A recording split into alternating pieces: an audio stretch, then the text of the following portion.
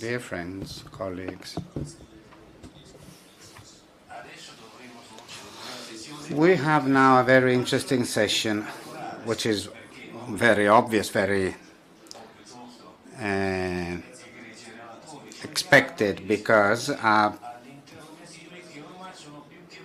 speakers will answer mature questions, those questions which we ask ourselves every day, questions about our future, our short-term future. Now, we've had politicians in the earlier sessions, those politicians who already made history, but now we live in a world, in the world of sanctions, in a world of things that are upside down. But in the energy stage, things maybe are different. Matteo Salvini, at the beginning of our meeting today, said that in the very near future, instead of talking about sanctions and tanks along frontiers, instead of talking about missed or wasted opportunities, we might be talking about a normal world, about normal relationships between states. But this is still an achievement to be obtained. But what are the tools we can use to really get to this point, to a normal world? Having said this, I invite all our speakers to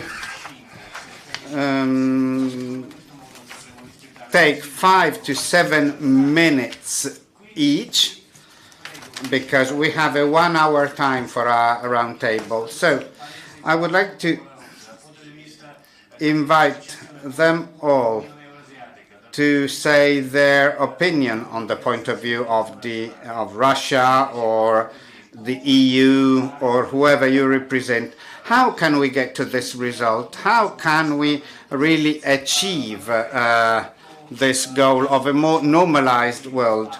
Now, I am talking Russian, and therefore I'll stick to the Russian agenda, the agenda in Russian. And the only change is that Stefano Manservisi asked to take the floor immediately Alexander Grushko, because he will have to leave. So I invite Alexander Grushko, Deputy Minister of Foreign Affairs of the Russian Federation. Thank you very much, Chairperson. The problem you've mentioned, which you focused on, is actually the problems cannot be exhaustively discussed in 5 to 7 minutes. Of course, this is not enough to illustrate the strategy that will allow us to go on and to go forward. But you rightly said that we are going through a very difficult period, a complex, unnatural period, something which is not normal. And I think that all people can understand that, on the one hand, the common challenges and the dangers actually ask us to find solutions to problems like the Middle East. Actually, the Middle East is becoming really a vast, stateless area. And this is actually what Syria is. And then we've got migration, etc. And because all of this, I think that we have to work all together. Then there is economic interdependence, and this too means that we have to work all together to cooperate. And this is economic interdependence is associated with globalization, with globalizing trends, with the need to adopt common structures, common approaches to protect the environment or to exploit natural resources. Of course, extraction of natural resources is becoming harder and harder. And in order to overcome all of these problems, we have to erase all the, let's say, the borders, theoretical borders that separate us. If we look at the relationships between EU and Russia, we can see that these relationships that meant a turnover of 130 billion euros in 2016. We are talking about something which is worth a lot of money. Well, all of this, however, is being affected by Ukraine, and we are being told that Kyiv, the Ukrainian government, willingly does not want to change the situation until the day of the elections in Ukraine. This is a paradox, and it is a situation we have to overcome. On the other hand, there is NATO, an organization that said that Russia is an enemy, and actually they are saying that Russia is carrying out military operations, the biggest military operation since the Second World War, and that Russia wants to create or to build a new wall separating Russia from the rest of the world. But actually this does not reflect reality as it is. And then another point, despite all of these issues, despite of all of these questions that we will have to address sooner or later if we really want to discuss about possible future strategies, but we have to think that the world is changing. We want it or not, but in 2016, next year, we will have the presidency of the Eurasian Economic Commission. And when the Western people talk about what has to be done, etc., normally this doesn't change things very much. Everybody seems to know what the security organization in Shanghai is, but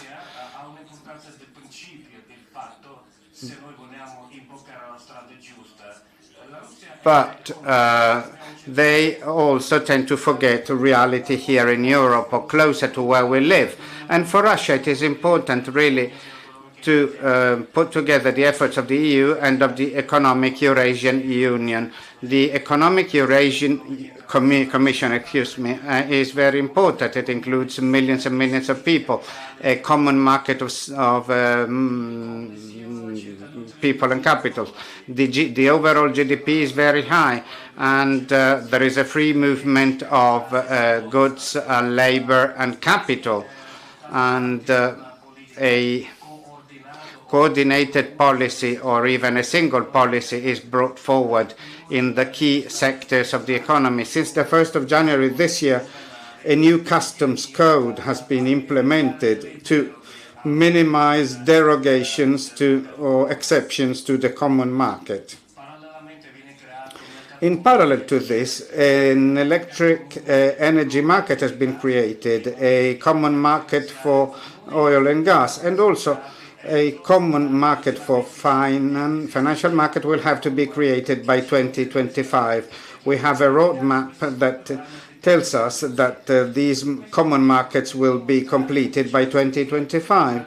And in saying so, I'm showing basically that the negative and pessimistic approach underlying the relationship which is between East and West, well, this is not warranted, this is not justified, because the end result would just be to put a brake, to slow down the developments of the relationships between our parts of the countries of the world. So we have positive examples. We have to better understand how our efforts can be made together for the benefit of all of us.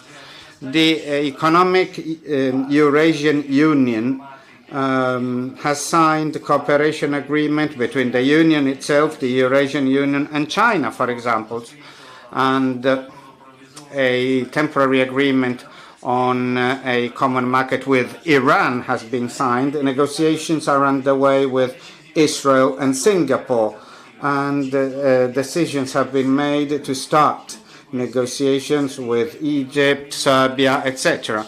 All of this aims to improve access to Eurasian goods to these markets. The initiative of the Kazakhstan president, who proposed to hold a high-level conference in Brussels in order to talk about European Union and Eurasian Union policies, well, this initiative hasn't been successful or hasn't been received with the attention it merits. But we hope that in the future Brussels will change its mind and will consider the Eurasian Union more seriously. At the end, I would like to say that this year Italy holds the OSCE presidency, and one of the main themes is the search for ways to consolidate interconnectivity, and OSCE as an organization that covers the area from Lisbon to Vladivostok, in our opinion, is the right forum, the right framework within which economic organizations and associations could be convened so that obstacles are overcome, making economic relationships more fruitful between our countries, overcoming the obstacles that have been erected because of sanctions. And we really hope that OSCE can be instrumental in coordinating the efforts of all the states of the region. And now it is clear that the economic hub of this part of the world is moving eastwards. And we cannot think of isolated systems anymore. So we are really bound to build together a new building of integration, which has to be based on Eurasian integration. Thank you. Thank you, Alexander. Thank you for your comments and for talking about the opportunities for new collaboration between Europe and European countries. So you adopt an optimistic outlook. But does the EU have an equally optimistic outlook? What can the EU say to perhaps propose a step forward and to help business and cooperation with Eurasia? Stefano Manservisi has the floor. He is the person who is in charge of the General Directorate of the EU for International Cooperation and Development. You have the floor. Time is obviously short for elaborating, but I would like to take the challenge in the sense that and replicate the optimism, but taking under the title of this session, which is about geopolitics and freedom of business. I think that if the two concepts are interpreted in a proactive way, they can suggest some way forward, because after all, freedom of business implies openness, free markets, integration, and integration of models. Therefore, I think this is an angle which can suggest some way forward. Second, I'll take, in order to address this, not directly the relationship between the European Union and Russia, these have been commented and remarked, but another angle, the angle of the common interest that we can have in working in Central Asia, with the Central Asian countries. I think that these countries, this part of the world, matters per se, matter for the interest of the European Union, it matters for common interest that we can build together, including in a wider sense of the Eurasian building, whatever it will be at the end. Why they matter? I say three messages. First, Central Asian countries are increasingly important politically and economically.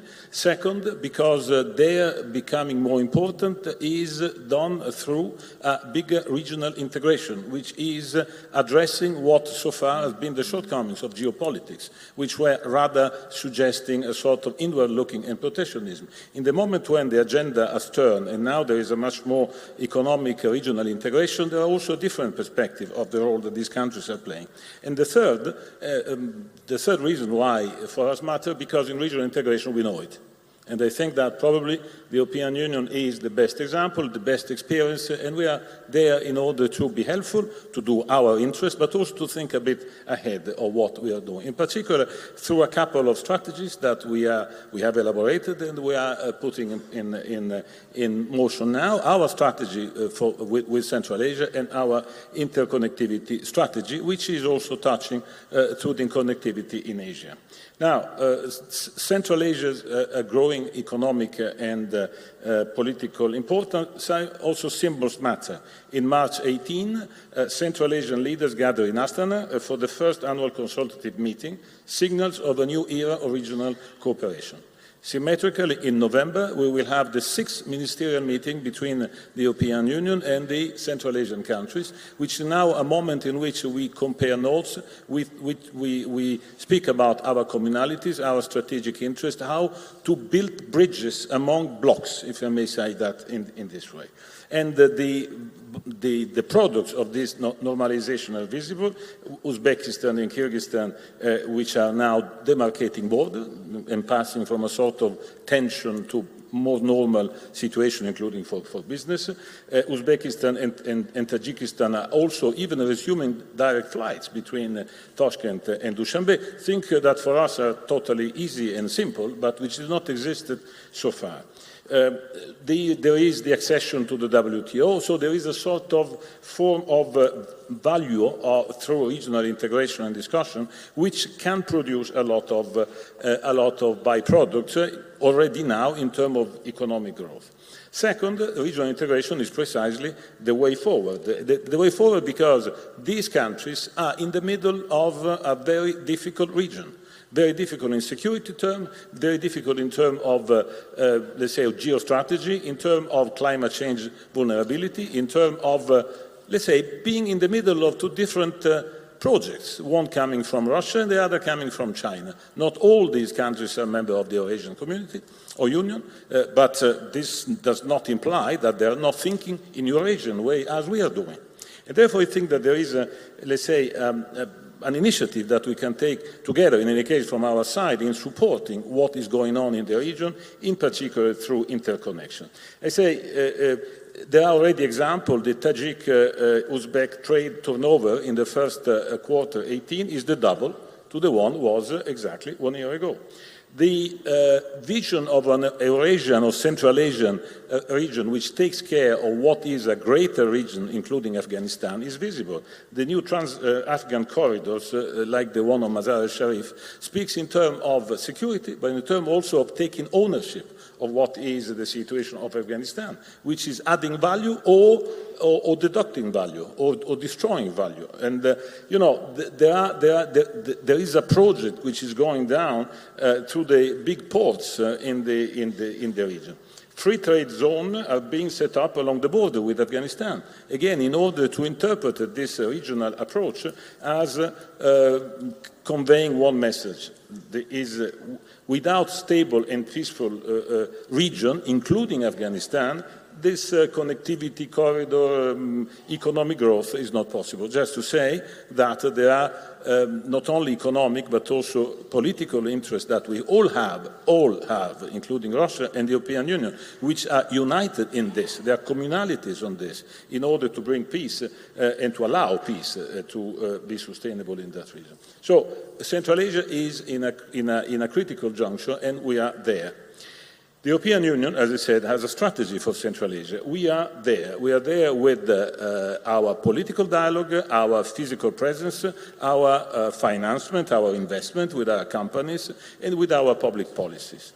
Connectivity, private sector, environment, and climate change are three areas in which we are investing. In connectivity, you know, this is a bit the pillar of our strategy for Central Asia. There is a huge deficit of infrastructure in that region, huge deficit which can be addressed together between the European Union and Russia, because this is in our common interest. You know, these countries are all landlocked. It means, therefore, that if they are not connected, they will suffer twice, not only because of the challenge of development, but because of the challenges of being landlocked. is why I insisted on regional integration, because at present this region has the second lowest level of intra-regional trade, which accounts only 10% of the whole region total import and export. And Central Asia total export is 0.38% of the total global export, meaning that, it is not with these figures that the region will grow. And it is obvious that, our common interest is on the contrary, that this region is integrating, is growing, is prosperous, is creating jobs for societies which are increasing younger and younger. Trade facilitation should be also, should not only discuss, but should be there. Again, trade facilitation in that region can help in trade facilitation in communalities between Russia and the European Union, because we are talking about concrete things. We are for a while ideologizing a bit. We are looking at what concretely is uniting us. There are progress, because even Tajikistan is improving a lot. In the last Doing Business Index of the World Bank is growing up quite dramatically. So reforms are going on. But we need also investment in quality infrastructure, not only in infrastructure. Because these projects, we sometimes should have a dynamic dialogue with the interconnection and the Belt and Road approach of our Chinese friend, is to be friendly and useful for sustainable development on this area. Also in this, I think we have a commonality between the European Union and Russia. We are looking at that not just as a corridor. We are looking at that as an area that Russia knows very well, of course, and that Europeans are present in order to develop something sustainable.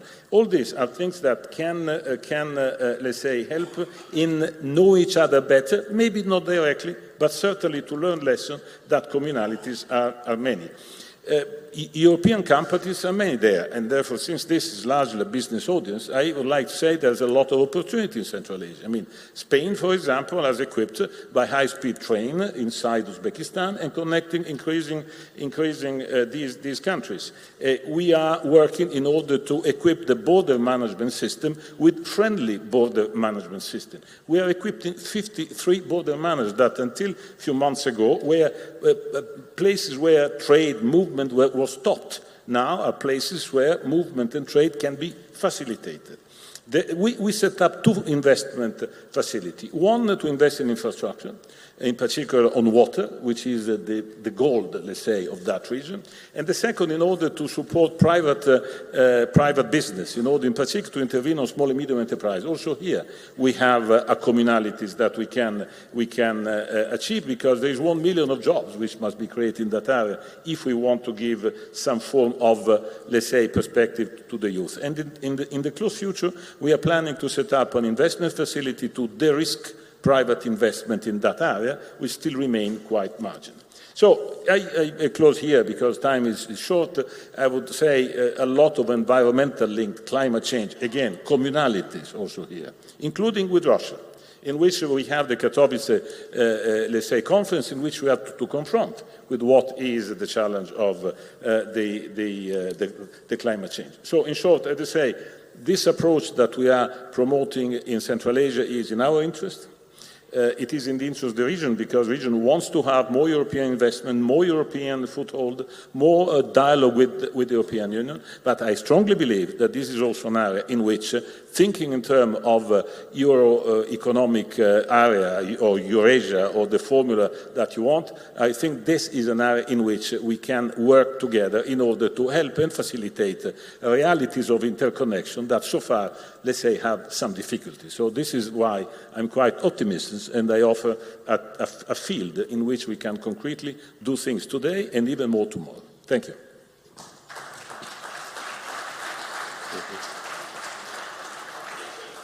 Стефано, спасибо за ваш подробный рассказ о том, как видят стратегию. Thank you very much. Thank you very much for this detailed presentation of this EU approach in Central Asia. But you also talked about the need about common solutions. You mentioned the difficulties that might stem from Afghanistan and security, of course, because we are all interested in that the EU can give more contribution to the solution of security problems in this country. But I think we need a wider vision in terms of integration between regions, associations, regional organizations, transboundary collaboration. And this is why I give the floor to Tatiana Valovaya, who is the Minister for Economic Integration of the Eurasian Union. Alexander made my work easier because he outlined what the Eurasian Union represents today.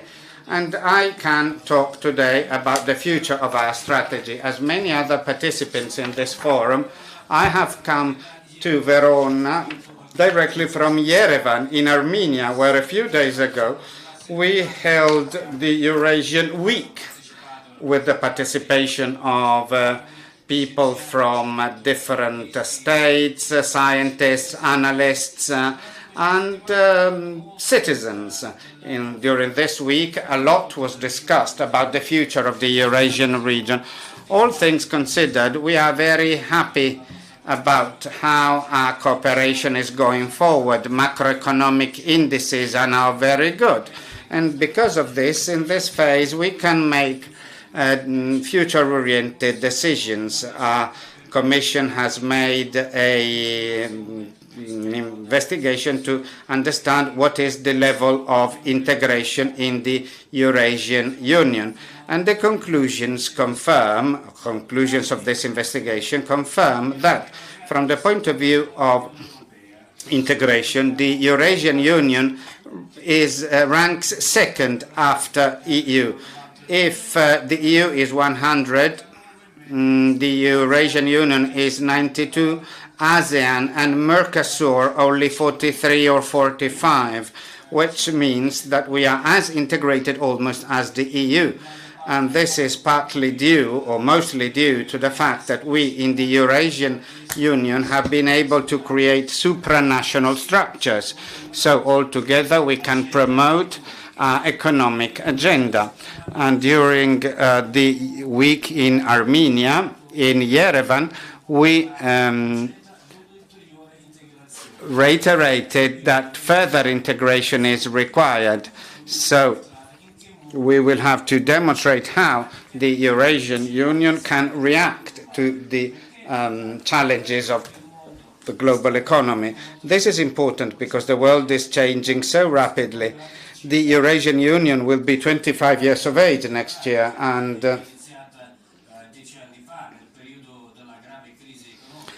actually we were already aware 10 years ago at the beginning of the economic crisis that that was not just a cycle crisis, it was a structural crisis. Because of this, a new project, and this is why we decided to create the Eurasian Union, which is celebrating, the 5th anniversary next year. And as I was saying, what we were going through was a structural crisis, questioning the whole of the past economic history of the planet. And I'm not just talking of the digital economy. Today we can see how national borders are being erased. We can see how large companies and also single individuals can operate all over the world, work, invest, buy, sell. The world has changed dramatically, and we have to react to this. The world is decentralizing in a way. It's becoming more local in terms of decision-making processes in the economy. The world is becoming more democratic, and it's only obvious that those forces that in the past benefited from the previous model, now they are making some resistance, of course, because they want to safeguard what they have. And from this point of view, Trump's approach is very clear, and the populism in some European countries is very clear as well. And let's think of our past history, for example, the rebellion against machines during the industrial revolution in Britain, and also we can see well hidden or well concealed protectionism in the form of sanctions. We are trying, there are people that are trying to take the world backwards a few centuries. We have to understand very clearly that these are transient things, because we are on the threshold of a new economic paradigm, and we have to understand that the nature of changes is new. The economy cannot be managed, as it were, from one or two places or one or two hubs. In the future, we will have a system of different partnerships involving the most important regions in the world, and we are convinced that the Eurasian Union will be one of these important regions in the world, and we thought our main partner should be the EU, because we thought that with the EU we would create a common European space from Atlantic to the Urals, but we have not succeeded so well. But we have been working well with our partners in Asia. In Yerevan, I chaired a panel devoted to development of Asian continental partnership, with the participation of many people from India, China, and Pacific countries as well. And in the future, we want to sign a memorandum of intentions with many countries of Asian countries, ASEAN countries, and there are several candidates for this. This does not mean that we reject any opportunity of dialogue with the EU. Actually, quite the opposite. And we are looking for concrete partners. And in this, I mean companies, for example, Italian companies, and I think that Italian companies could benefit very much from a more in-depth partnership between EU and the Eurasian Union. At the end of my brief presentation, I would like to talk about bridges. Many of you know that this metaphor of bridges, well, I don't like it very much, but today I have to recognize that there are bridges, and we need bridges, because in touring the world, I can see that there are bridges that are destroyed, and some of them were destroyed centuries ago and haven't been rebuilt on the shores of rivers.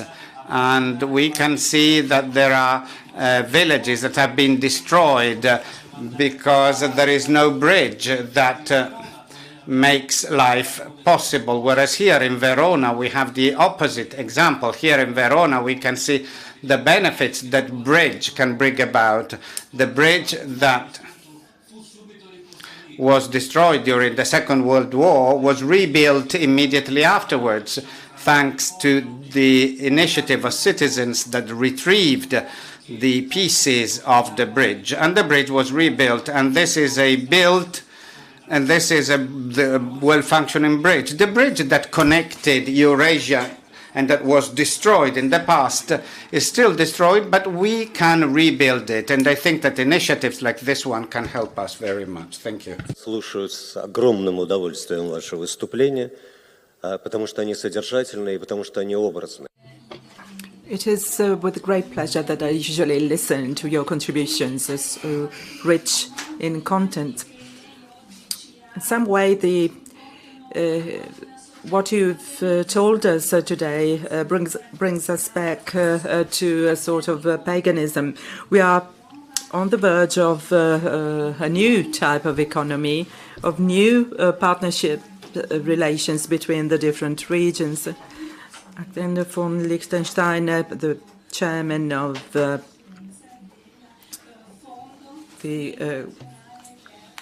consultation committee for the advisory board of International Peace Foundation. But in our hectic world today, there is no place for saying nice things.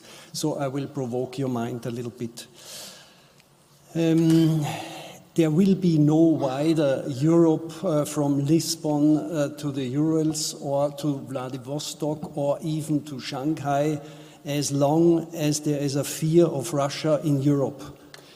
Western hostility and geopolitical fear of Russia is nothing new. It was embedded since 2 centuries on various factors: despotism in the Tsar time. It was Russia was seen against the modern banking system because the Tsar banned the banking system. Then Orthodox faith played a role, and of course communism. Now, what is geopolitics? The theory that geography affects a state's strategic culture means that it is inherently linked to politics. Clausewitz suggests that war is nothing but the continuation of political efforts by other means, and thus the plan for the war results directly from the political conditions of 2 belligerent states, as well as from their relations to other powers. This concept has led to the development of geopolitics, which is concerned with how geographical factors of territory, population, strategic location, and natural resources affect the relations between different states and their struggle for world supremacy. There are 2 main names to be mentioned in connection with geopolitics. This is Halford Mackinder and Nicholas Spikeman. So who was Halford Mackinder? In 1904, he delivered a speech in London called The Geographical Pivot of History. In this speech, he argued that the heartland of Eurasia, which is much of Russia and Central Asia, was the key to the balance of power in the world. And the state that controlled it would be well placed to dominate Eurasia and even the world. His ideas proved controversial, but entered into the strategy and terminology of US foreign policy during the Cold War and up until today. But have Mackinder and Spikeman's theories been proven to be correct, both in history and in the modern world? Can theories developed over a century ago still hold much credence in a world that has changed dramatically? We will briefly examine how geography, and in particular Mackinder's and Spikeman's thoughts, have affected national strategic cultures in the 20th century, with particular emphasis on American, Russian, and Chinese strategies and how these have been influenced by technological, economic, and ideological elements. So what is Mackinder's theory? He is famous for his geopolitical concept called the heartland theory, which divided the globe into 2 parts: the superior Eurasian heartland and the inferior rest of the world. He saw the heartland as the natural seat of power in the world. There were 2 other natural seats of power in Mackinder's scheme, essentially defined in relations to the heartland. These were the continental inner crescent, and you see this on the picture, which should be displayed, which is the original map of Mackinder from 1904.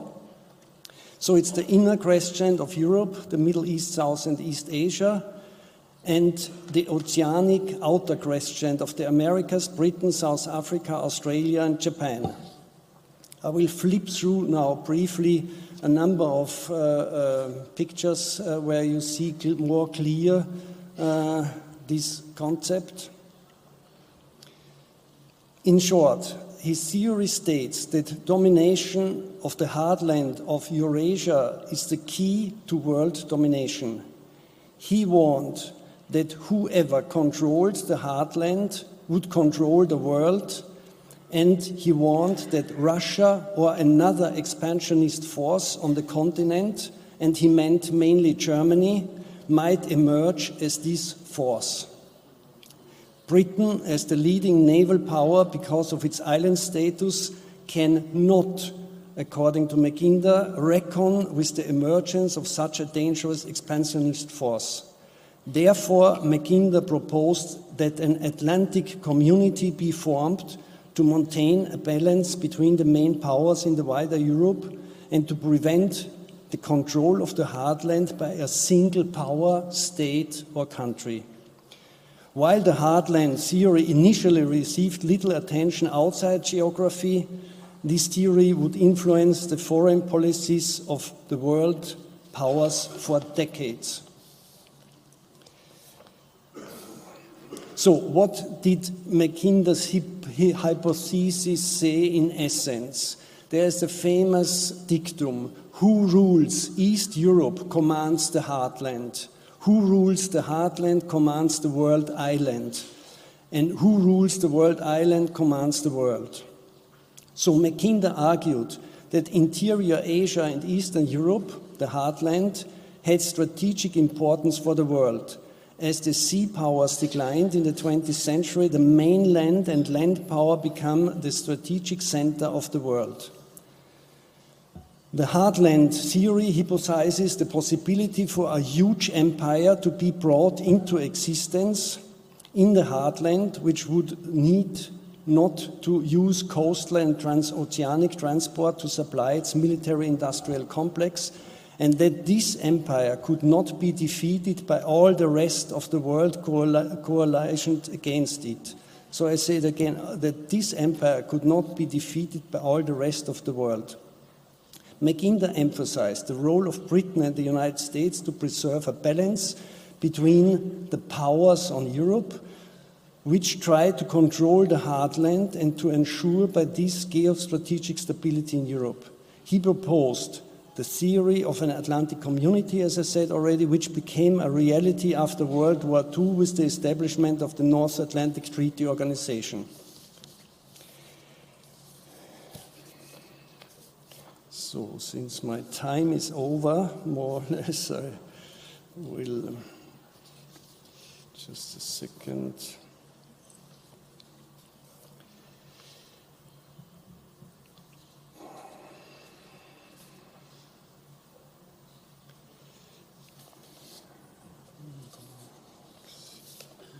Sorry.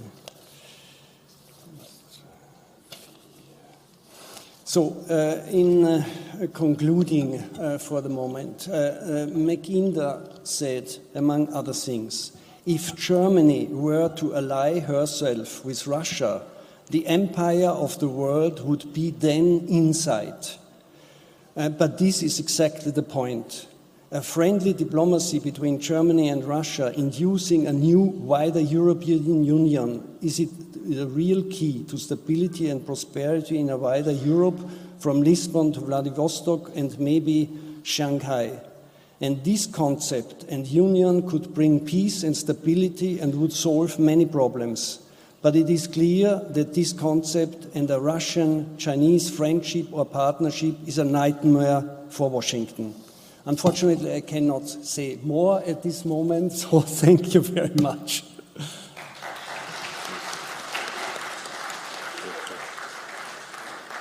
Dear Alfred, thank you very much. The matter is that the limitation of 7 minutes, it's a very short time.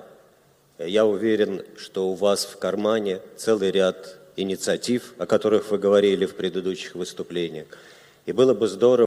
I really hope that you can take many initiatives. It would be really important if the advisory platforms that you have set up can achieve concrete results.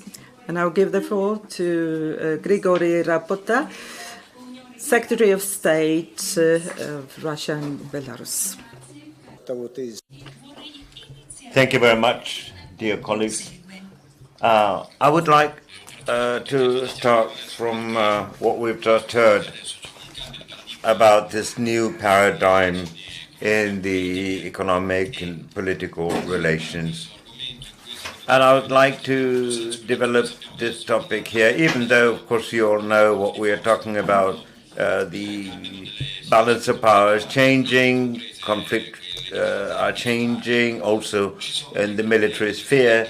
There are problems in the European continent, mentioned at length by Mr. Prodi in this very room today. There is a movement within the countries that is taking part in these processes, but unfortunately, a number of past international agreements are being crumbling, are being broken down, and that is very depressing. When I speak with my colleagues, I often hear people saying that the world is crazy, we don't know where we're going. Okay, we tend to be optimistic, we try to be optimistic, and we base our attempts to be optimistic on past examples.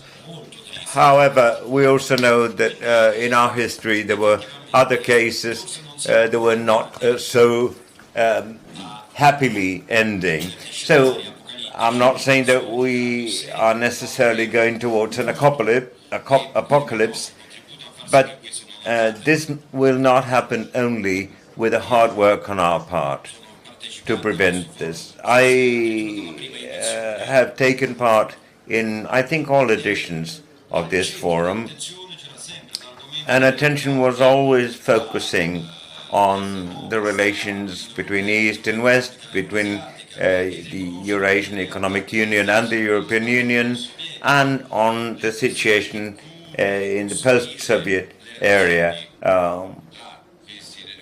and on how to establish relationships between these two agencies, between these two worlds, if you like, how to build a bridge from Lisbon to Vladivostok. And of course, everyone agrees that this would be good. The problem is, to what extent has anything been done in this direction? I'm going to focus my comments on two issues. First of all, for the first time, I was pleased to hear the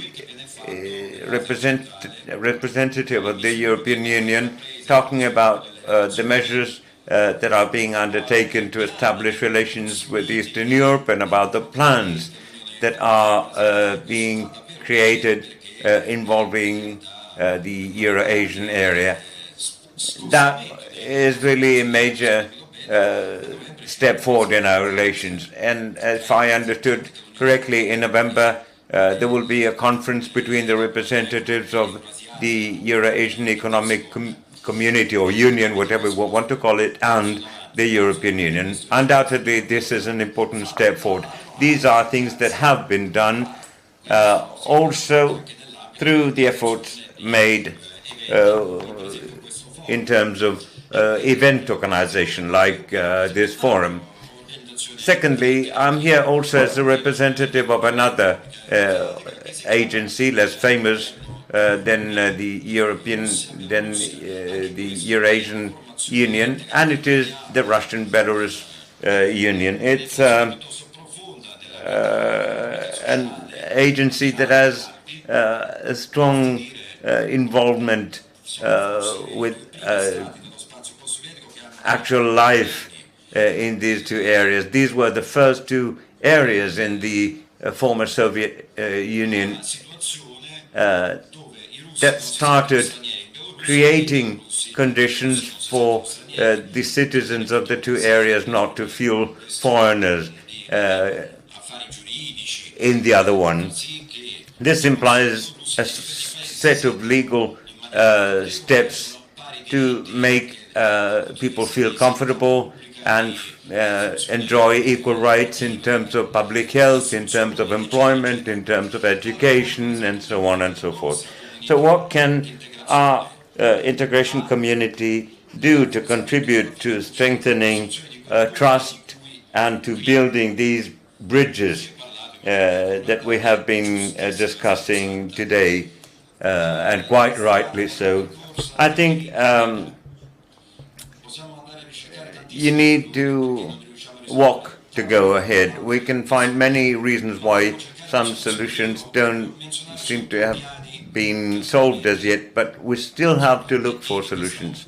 I want to mention two objectives that we have established at the moment, and I hope that this can contribute to improving relations. The first is to prepare the procedures concerning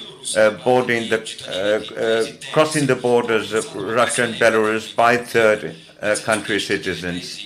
You may not know that people from outside this area can reach Belarus through the external border, and the same, of course, in Russia. But when it comes to the border between Russia and Belarus, there's no regulation concerning that.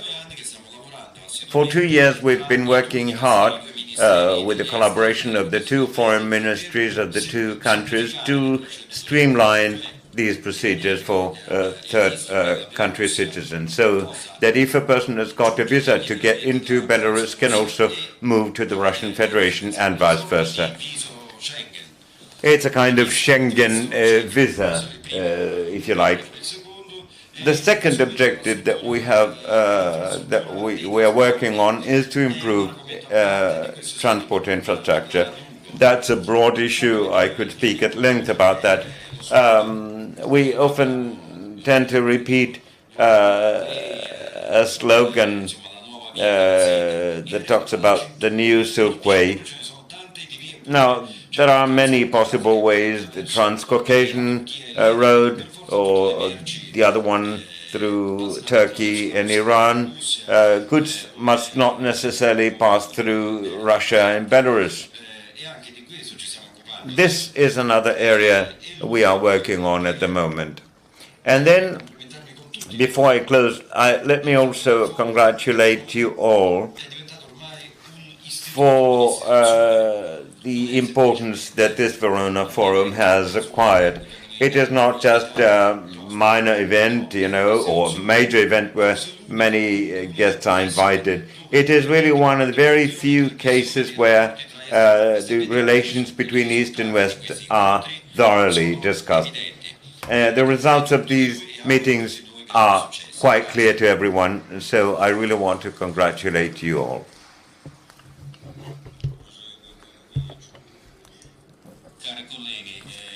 Dear colleagues, I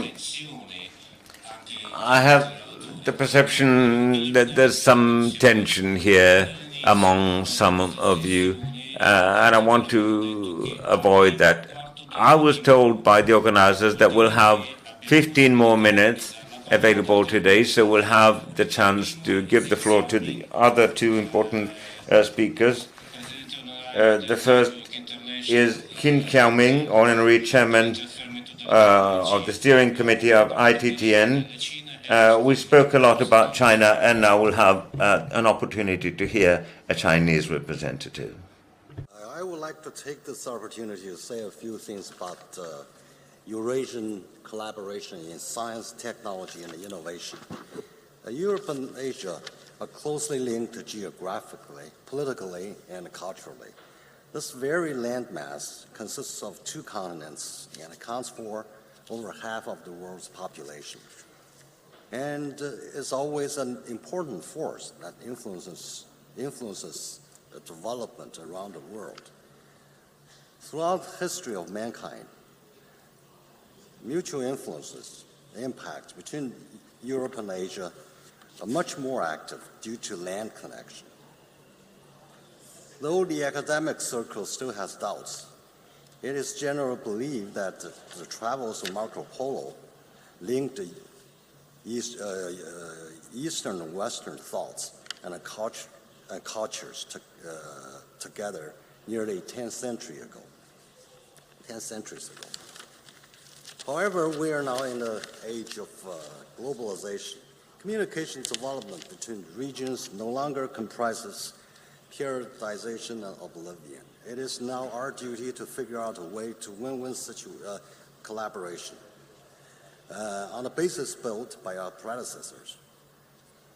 Even though there are still disputes and challenges in the world, history and intellect have enlightened us to consistently march in the right direction.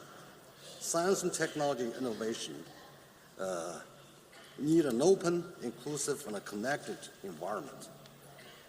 So we need to work closely together to promote cross-region science and technology collaboration that could further good results in better mutual understanding and communication, and overcome existing difficulties and barriers.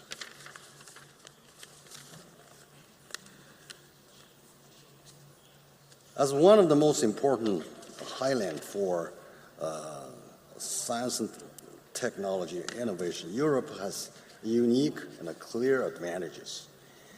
Meanwhile, Europe is also has very strong potential in technology and industrialization. Such a situation results in a perfect match for a thriving big market in China. Taking the China-Italy Technology Transfer Center, for example, which is jointly proposed by the Chinese and the Italian governments and developed under support of the Ministry of Science and Technology of China and the Ministry of Education, Universities, and Research of Italy. The center is built with a mission of promoting technology transfer and innovation activities between governments, enterprises, universities, research institutes of the two countries. It focuses on fields of biomedicine, aviation and aerospace, and advanced manufacturing, energy saving, and so forth. And this has become a classical model for international bilateral science and technology collaboration. By organizing annual events like China-Italy Innovation Week, the center has successfully promoted high-level conversation between governments and realized the landing of advanced technology projects, which is a complete fulfillment of the strategic thinking between the bilateral collaboration. So considering the advantages and a solid basis for collaboration and for integration of our efforts, I want to make a few proposals for your consideration. First, it would be a good model to carry out international science and technology collaboration by working closely together in a Eurasian regional effort to realize common development goals by integrating advantages as well as sharing resources. Second, we should attach much attention to talent fostering and exchange, carrying out joint R&D efforts, and efforts also includes achievement transformation and other relevant undertakings. According to what I said earlier, I believe it's a core task for conducting Eurasian science and technology innovation collaboration to rapidly accumulate high-level talents that could support long-term steady collaboration. Third, actively promote development of professional platforms, an official working mechanism with clear goals, reasonable organization structure, and a highly efficient mechanism should be developed to promote the collaboration efforts. The creation and development of professional platforms and networks should be encouraged to provide a favorable environment for such activities to take place. Take ITTN, for example. It's been working on a series of multilateral, bilateral projects in international technology transfer and science and technology achievement transformation, including Eurasian Economic Forum, BRICS Science, Technology, and Innovation Entrepreneur Partnership Work Group, Policy Partnership of Science and Technology Innovation of APEC, as well as several other official mechanisms between China and Italy, China and Russia, and China and the UK, and China and Germany. So ITTN itself has also accumulated many useful working mechanisms and channels for innovation-driven development.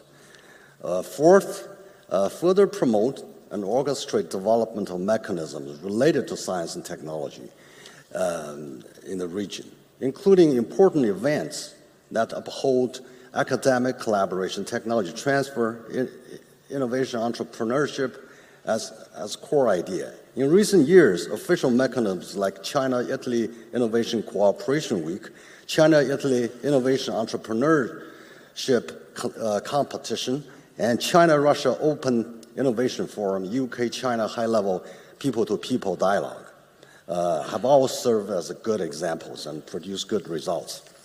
So in closing, I wish this forum a resounding success. Thank you.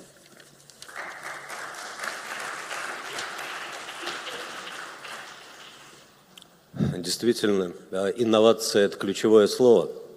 Инновации нужны обществу, инновации нужны государству, инновации нужны бизнесу, и, может быть, бизнесу прежде всего, но… Innovation is the key word. Innovation in business, first of all. But we also need a more favorable political scenario. And now I would like to give the floor to Alexander Shorkin, the president of the Russian Union of Industrialists and Entrepreneurs. Thank you very much. First of all, I have a few slides. I don't know whether I can use them. I would say I'd rather not use them because the time available is not much. We have already talked about sanctions, about geopolitics, that it interferes with economic growth.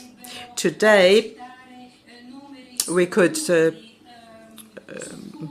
mention figures about how investments are going down. For example, if we take the year 2014, when the sanctions were introduced, we can actually measure the direct losses that we've had.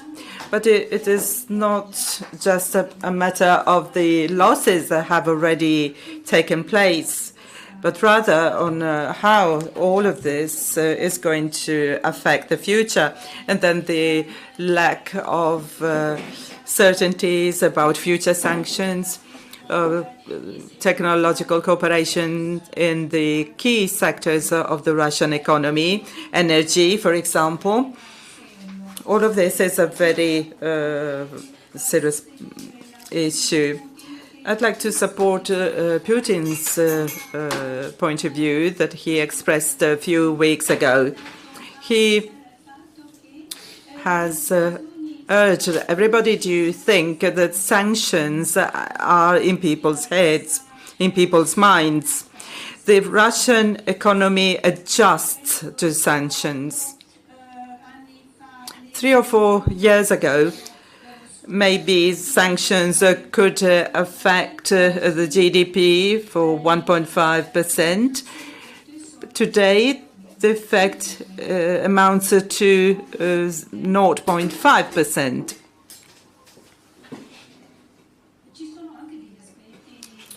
In addition to this, there are some favorable effects. The orientation eastwards, let's say. This could be a problem for the states if Russia and China begin to cooperate significantly. It is not just the effect of sanctions. It is a process that would be stepped up even without the sanctions.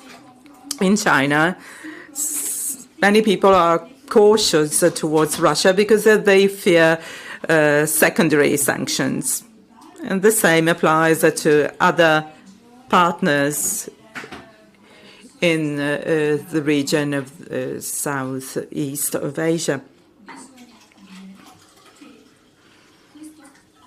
One should also say that this adjustment, it is still going on.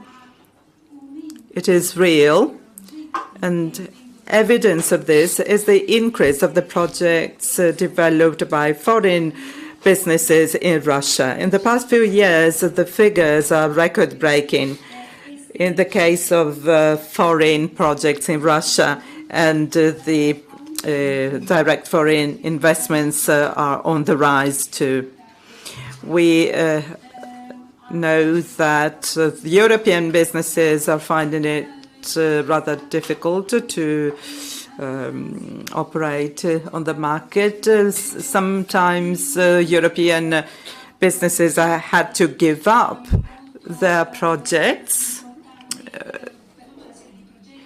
rather large projects, Wintershell and others, all projects that would lead, that could have led to a lot of results and significant revenues in Iran, for example, but because of the fears for secondary sanctions, many businesses made a step backwards. When Trump says Americans first, this slogan may also mean Europe last. In order to avoid this, we should think up a few alternatives.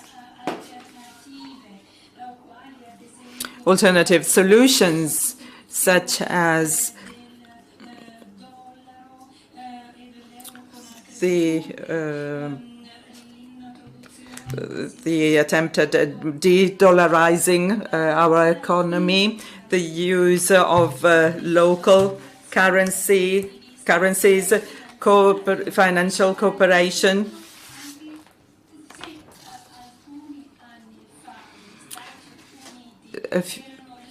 A few years ago, the United States were leaders in liberalism and liberalism. The Obama administration, especially, was very much focused on liberalization. We can recall the transatlantic or trans-Pacific agreements. However, now, those who are fighting to defend free trade include China and Russia. If we were to put together all these trends, sanctions and American protectionism, well, this is a real change in paradigm. There is a new abnormality which can then become the norm. The task that we have in Europe and in the Eurasian region is to create the conditions for these abnormality to become a norm.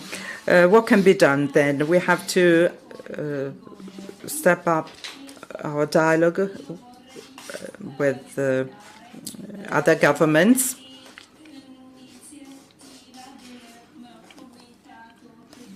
There is an initiative on the part of the German committee concerning the revision of sanctions and the need to lift them. The business community in all countries is not really willing to take a clear stance on this, in order to go as far as making public statements on the matter. But the business community of several European countries shares this opinion.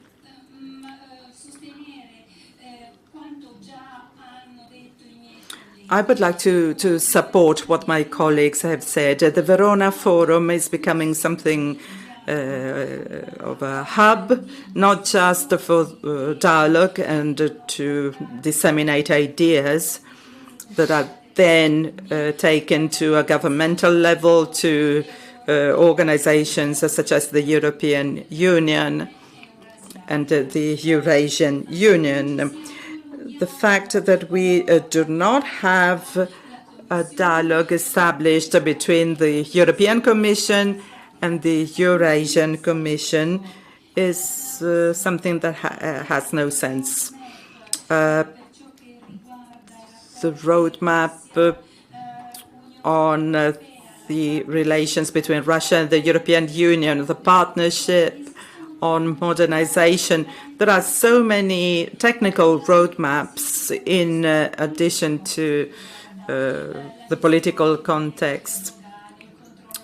There are many aspects of the management of the customs or the customs checks, etc. There are dozens of different areas in which collaboration would be welcome. There is a lack of collaboration which is not justified. We should take advantage of these opportunities. We should also develop other opportunities within the framework of the Eurasian Union. There are new mechanisms that are being introduced. At Astana, for example, there is an exchange, an official currency exchange using 6 different currencies, so that the financial operators of the greater Eurasia can operate there, including China. All the transactions can use the national currencies.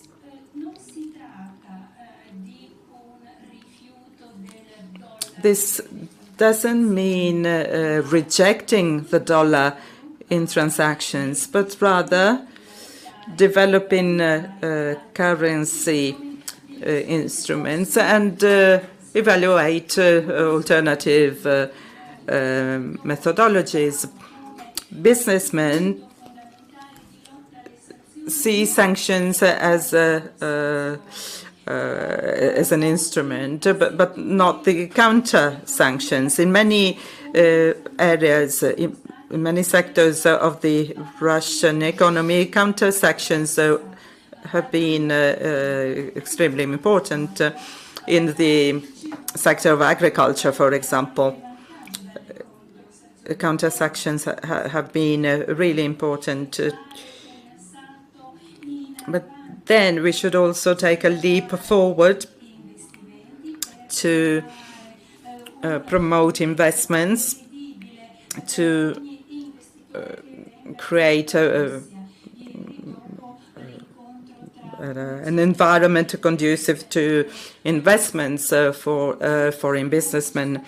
Yesterday, the Italian President of the Council of Ministers, Mr. Conte, met several businessmen and also participated in a meeting for the Council on Business Development. And once again, it was stated that in addition to the political economic cycles, some foreseeability of and reliability of the economic environment should be created so that businessmen can operate with confidence.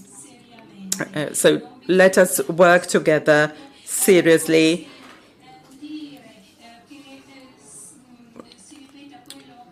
We don't want to see once again what happened in the past when sanctions were imposed, and back in 2015 the Americans thought that the Russian economy would collapse. It was just a minor economic recession. I think that 4%, 5% growth that we wanted has not been reached, but we do have some growth. Dear colleagues, today's meeting, today's day was planned this morning. So at the end, we should also listen to a summary. I will just recall a few sentences. Alfred von Liechtenstein has recalled that 100 years later, Mackinder's ideas are still used by some theoreticians. We should move away from the idea of predominance. What alternative do we have? We have discussed about it. New forms of collaboration among new international organizations as well as the conventional ones, new platforms, a new dialogue between the business community and the governments, and the use of legal systems that had been almost done away by the political situation, so that businessmen can know how to operate in our market. All of these aspects are part of the mandate of our forum, the Forum of Verona, which is now an important institution. Let us develop it further so that we can find the right replies, the right response to the issues that have been said today. We thank all the speakers.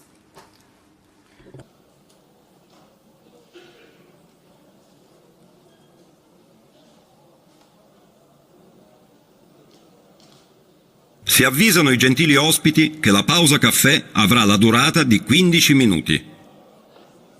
Dear guests, the coffee break will last for 15 minutes.